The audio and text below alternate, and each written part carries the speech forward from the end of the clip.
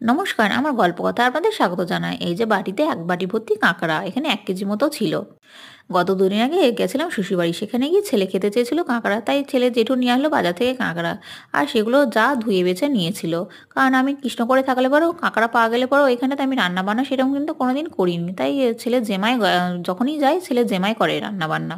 কড়াইতে তেল গরম করে তাতে ৫ ফোড়ন দিয়ে পেঁয়াজ কুচি, লঙ্কা কুচি দিয়ে পরিমাণ মতো ভালো করে নাড়াচাড়া করে নিয়ে টমেটো কুচি দিয়ে দিতে হবে। সেটাকে ভালো মতো ভেজে নিয়ে ওর মধ্যে পরিমাণ মতো লবণ, হলুদ দিয়ে দিতে হবে। সেটাকেও ভালো করে নাড়াচাড়া করে নিতে হবে।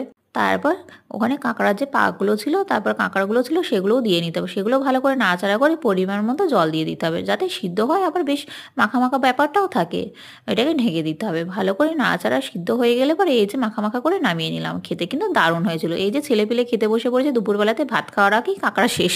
আর কাঁকড়াটা কিন্তু অসাধারণ হয়েছিল। আমার ভিডিও যদি ভালো লাগে অবশ্যই লাইক করবেন, সাবস্ক্রাইব করবেন।